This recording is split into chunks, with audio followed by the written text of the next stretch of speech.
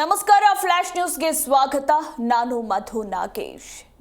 ಇಂದು ಕೋರ್ಟ್ನ ಕಟಕಟೆಯಲ್ಲಿ prosecution fight ನಡೆಯಲಿದೆ.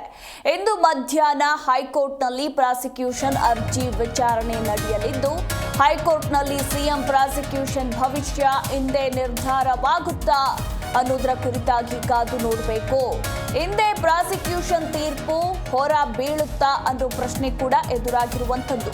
ಇಂದು ಮಧ್ಯಾಹ್ನ 2:30ಕ್ಕೆ ಅರ್ಜಿಯನ್ನ ಮೊನ್ನೆ ಕೋರ್ಟ್ ಮುಂದೂಡಿತ್ತು.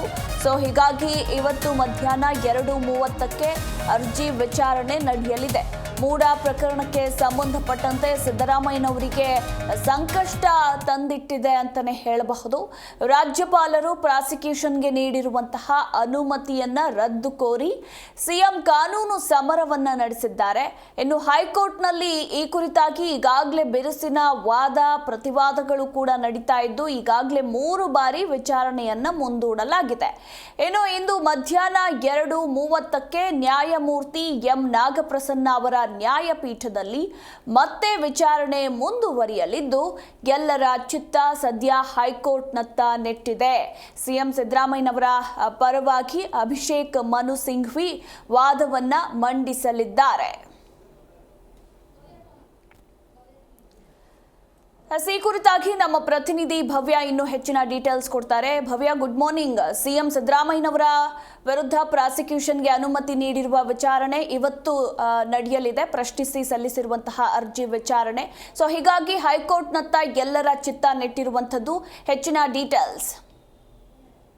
ಮಾಧ್ಯಮಾಲ ಸಿಎಂ ಸಿದ್ದರಾಮಯ್ಯ ವಿರುದ್ಧ ಪ್ರಾಸಿಕ್ಯೂಷನ್ಗೆ ರಾಜ್ಯಪಾಲರು ಅನುಮತಿ ನೀಡುವಂತಹ ವಿಚಾರಕ್ಕೆ ಸಂಬಂಧಪಟ್ಟಂತೆ ಇವತ್ತು ಹೈಕೋರ್ಟ್ನಲ್ಲಿ ಸುಮಾರು 2:30 ಸಂದರ್ಭದಲ್ಲಿಂದು ವಾದ ಪ್ರತಿವಾದ ಕೂಡ ನಡೆಯುತ್ತೆ.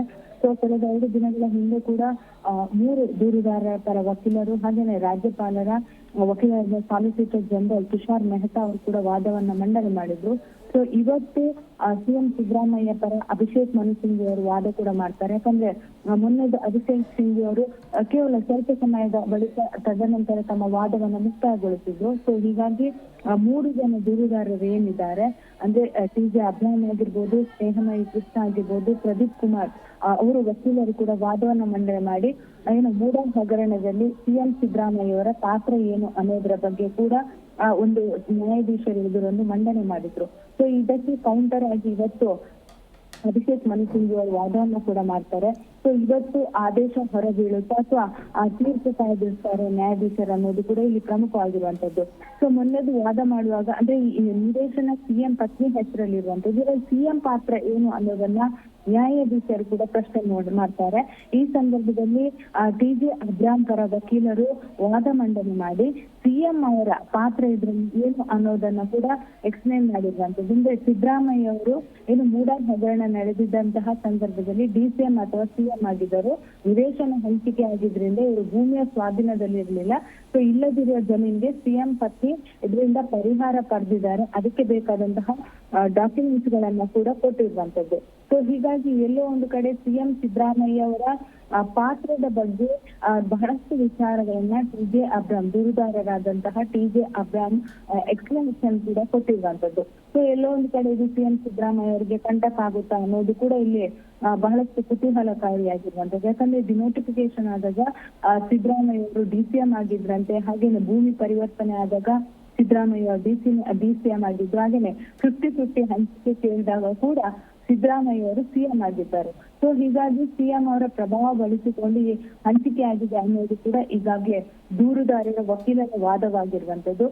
ಇವತ್ತು ಅಭಿಷೇಕ್ ಮನು ಸಿಂಘ್ವಿ ಅವರು ಯಾವ ರೀತಿ ಇದಕ್ಕೆ ಕೌಂಟರ್ ಆಗಿ ವಾದ ಮಾಡ್ತಾರೆ ಅನ್ನೋದು ಕೂಡ ಇಲ್ಲಿ ಬಹಳಷ್ಟು ಪ್ರಮುಖವಾಗಿರುವಂತದ್ದು.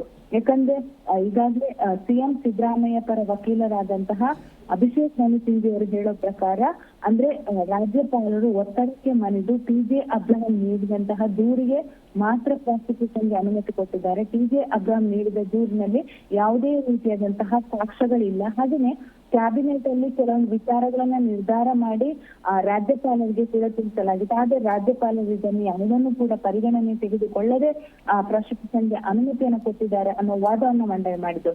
ಆದ್ರೆ ರಾಜ್ಯಪಾಲರ ಪರ ಸಾಲಿಸಿಟರ್ ಜನರಲ್ ತುಷಾರ್ ಮೆಹ್ತಾ ಅವರು 5 ಅಂಶಗಳನ್ನ ಇಟ್ಟುಕೊಂಡು ವಾದವನ್ನ ಕೂಡ ಮಾಡ್ತಾ ಇರುವಂತದ್ದು.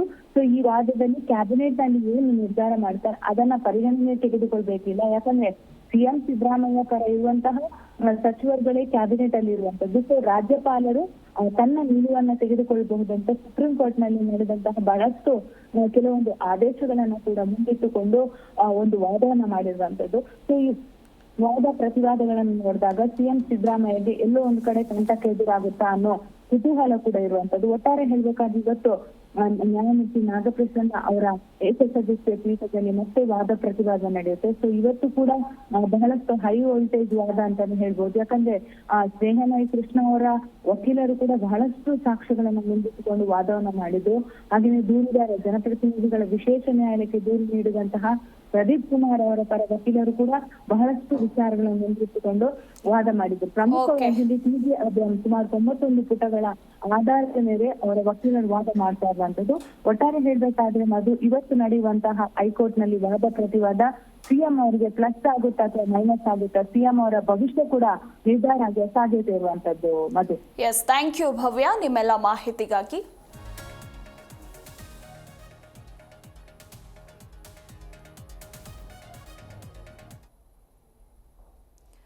ಇನ್ನು ಸಿಎಂ ಸಿದ್ದರಾಮಯ್ಯ ಚಾಮುಂಡಿ ಬೆಟ್ಟಕ್ಕೆ ಹೋಗಬೇಕಾಗಿತ್ತು, ಆದರೆ ಚಾಮುಂಡಿ ಬೆಟ್ಟದ ಭೇಟಿಯನ್ನ ರದ್ದು ಮಾಡಿದ್ದಾರೆ. ಮನೆಯಲ್ಲೇ ಕುಳಿತುಕೊಂಡು ವಾದ ಪ್ರತಿವಾದವನ್ನ ಆಲಿಸಲಿದ್ದಾರೆ ಸಿಎಂ ಅನ್ನೋದರ ಕುರಿತಾಗಿ ಮಾಹಿತಿ ಸಿಕ್ಕಿದೆ. ಸಂಜೆವರೆಗೂ ಎಲ್ಲ ಸರ್ಕಾರಿ ಕಾರ್ಯಕ್ರಮಗಳನ್ನು ಕೂಡ ಕ್ಯಾನ್ಸಲ್ ಮಾಡಿದ್ದಾರೆ. ಇನ್ನು ಎಲ್ಲ ಮುಗಿದ ಬಳಿಕ ಇಂದು ಸಂಜೆ ಮೈಸೂರಿಗೆ ಭೇಟಿ ನೀಡಿ ಅಲ್ಲೇ ವಾಸ್ತವ್ಯ ಹೂಡುವ ಸಾಧ್ಯತೆ ಕೂಡ ಇರುವಂಥದ್ದು. ನಾಳೆ ಚಾಮುಂಡಿ ಬೆಟ್ಟಕ್ಕೆ ಭೇಟಿ ನೀಡುವ ಸಾಧ್ಯತೆ ಹೆಚ್ಚಾಗಿದೆ. ಮೂಡ ಪ್ರಕರಣ ಬೆಳಕಿಗೆ ಬಂದಾಗ ಎರಡನೇ ಬಾರಿ ಸಿಎಂ ಸಿದ್ದರಾಮಯ್ಯ ಚಾಮುಂಡಿ ಬೆಟ್ಟಕ್ಕೆ ಇವತ್ತು ಭೇಟಿಯನ್ನ ಕೊಡ್ತಾ ಇದ್ರು. ಆದರೆ ಈಗ ಚಾಮುಂಡಿ ಬೆಟ್ಟದ ಭೇಟಿ ರದ್ದಾಗಿದ್ದು ಮನೆಯಲ್ಲೇ ಕುಳಿತು ವಾದ ಪ್ರತಿವಾದವನ್ನ ಆಲಿಸಲಿದ್ದಾರೆ ಅನ್ನೋದರ ಕುರಿತಾಗಿ ಮಾಹಿತಿ ಕೂಡ ಸಿಕ್ಕಿದೆ. ಇದರ ಜೊತೆಗೆ ಇವತ್ತು ಸಂಜೆವರೆಗೂ ಎಲ್ಲ ಸರ್ಕಾರಿ ಕಾರ್ಯಕ್ರಮಗಳನ್ನು ಕೂಡ ಕ್ಯಾನ್ಸಲ್ ಮಾಡಿದ್ದಾರೆ. ಇನ್ನು ಸಂಜೆ ಮೇಲೆ ಮೈಸೂರಿಗೆ ಭೇಟಿ ನೀಡಿ ಅಲ್ಲೇ ವಾಸ್ತವ್ಯವನ್ನ ಹೂಡಿ ನಾಳೆ ಚಾಮುಂಡಿ ಬೆಟ್ಟಕ್ಕೆ ಭೇಟಿ ನೀಡುವ ಸಾಧ್ಯತೆ ಹೆಚ್ಚಾಗಿದೆ.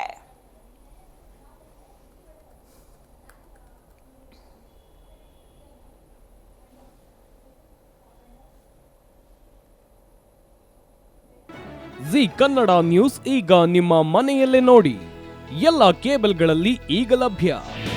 ನಿಮ್ಮ ನೆಚ್ಚಿನ ಜಿ ಕನ್ನಡ ನ್ಯೂಸ್ ಈಗ ಸನ್ ಡೈರೆಕ್ಟ್ ನಲ್ಲಿ number 292, Tata Play number 1664, Jio TV number 1334, NXT digital number 30, in cable number 30, Siti networks 51, U digital number 162, GTPL number 17, Rockline telecommunications number 42, Shri Basaveshwara cable number 168, rural cable network 60, Vinayaka digital 57, Abhishek cable 821, city channel 53, Siddeshwara cable network 57, ವಿ4 digital infotech 628, Surya digital networks 53, Gajanan digital number 836, Malnad infotech private limited number 56, Metrocast number 830, Victory digital number 167ರಲ್ಲಿ ನೋಡಿ ಆನಂದಿಸಿ.